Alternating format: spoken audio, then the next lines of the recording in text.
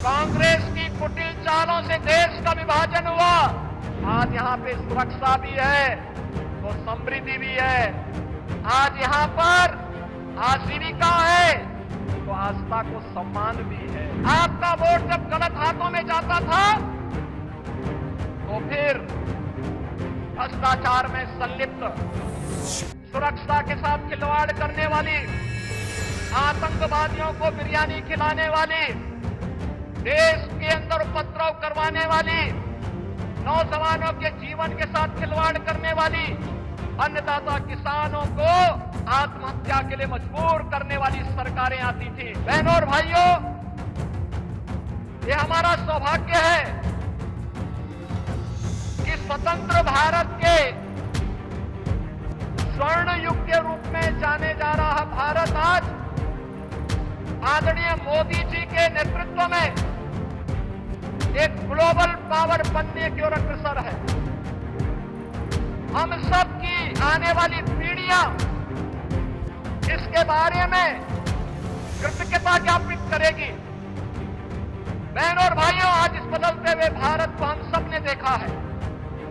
ये बदलता हुआ भारत, जिस बदलते हुए भारत में सुरक्षा भी है, सम्मान भी है, विकास की बड़ी बड़ी परियोजनाएं भी हैं और गरीब कल्याण की योजनाओं की तो कोई सानी ही नहीं।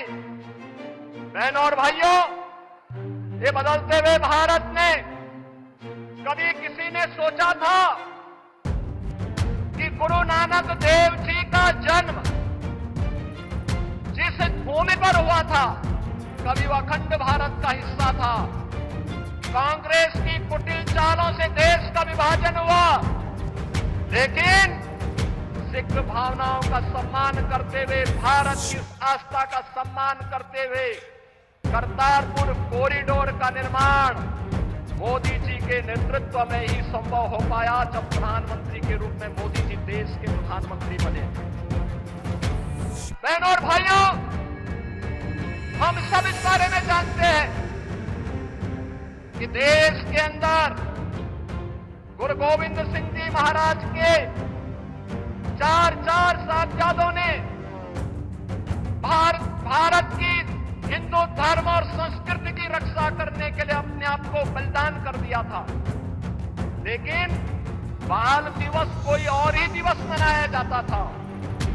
हम आभारी हैं आदरणीय प्रधानमंत्री जी के, जिन्होंने 26 दिसंबर की तिथि को वीर बाल दिवस के रूप में पूरे भारतवासियों को देकर के भारत माता के लिए अपना सर्वस्व न्यौछावर करने वाले गुरु गोविंद सिंह जी महाराज के उन चार साहिबजादों के प्रति और उन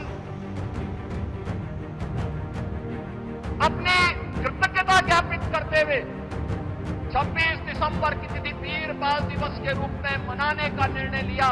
और आज पूरे देश के अंदर हर जगह हर ओर यह आयोजन होता आ रहा है। हमारा इस पीलीभीत, जहां अपनी कृषि के लिए जाना जाता है, वहीं अपनी अद्भुत कला के लिए भी जाना जाता है।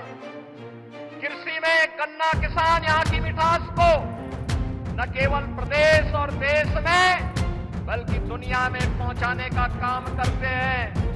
और बताते हुए यह भी प्रसन्नता है बहनों और भाइयों कि मोदी जी के ही नेतृत्व में संभव हो पाया कि गन्ना किसानों के गन्ना मूल्य का भुगतान अब समय पे हो पा रहा है। अन्यथा कई वर्ष लगते थे और गन्ना किसान बेचता रह जाता था। आज यहाँ पे सुरक्षा भी है तो समृद्धि भी है। आज यहाँ पर आजीविका है तो आस्था को सम्मान भी है। कोई सोचता था अयोध्या में रामलला का भव्य मंदिर का निर्माण हो पाएगा? बहनों और भाइयों, अगर ये हो पाया है तो यह प्रधानमंत्री मोदी जी के यशस्वी नेतृत्व में, उनके मार्गदर्शन में वर्तमान पीढ़ी इन सभी कार्यक्रमों को आगे बढ़ते हुए देख रही है। आज के इस अवसर पर जब भारतीय जनता पार्टी के प्रत्याशियों के लिए विकसित भारत की संकल्पना को साकार करने के लिए मोदी जी आपके बीच में आए हैं, 10 वर्ष में बदलते हुए भारत में जो कुछ भी हमने देखा है, बहनों और भाइयों, ये आपके एक वोट की कीमत भी किया है।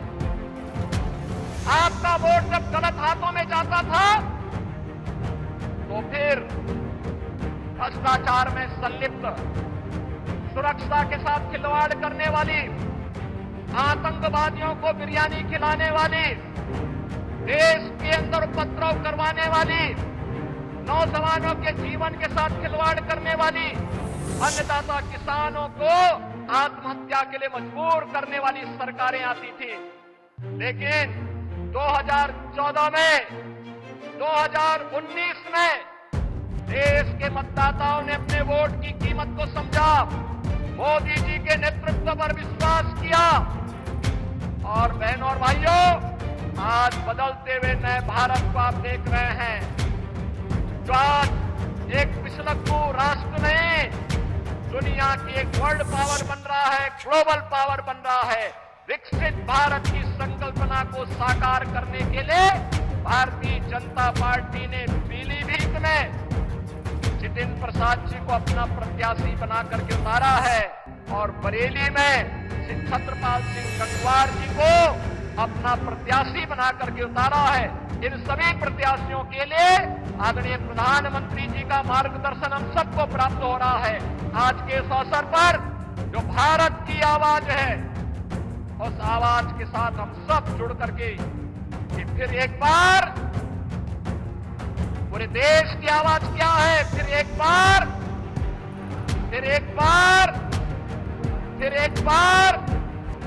अब की बार इस संकल्प के साथ जुड़ करके, लेकिन इस संकल्प की पूर्ति होगी बहनों और भाइयों जब आप चुनाव के दिन पहले 3 घंटे में मतदान करने की दिशा से अपने आप भी और अपने साथ के मतदाताओं को लेकर के जाएंगे। इस कार्य को करेंगे, सभी लोग करेंगे, सभी लोग सहमत हैं।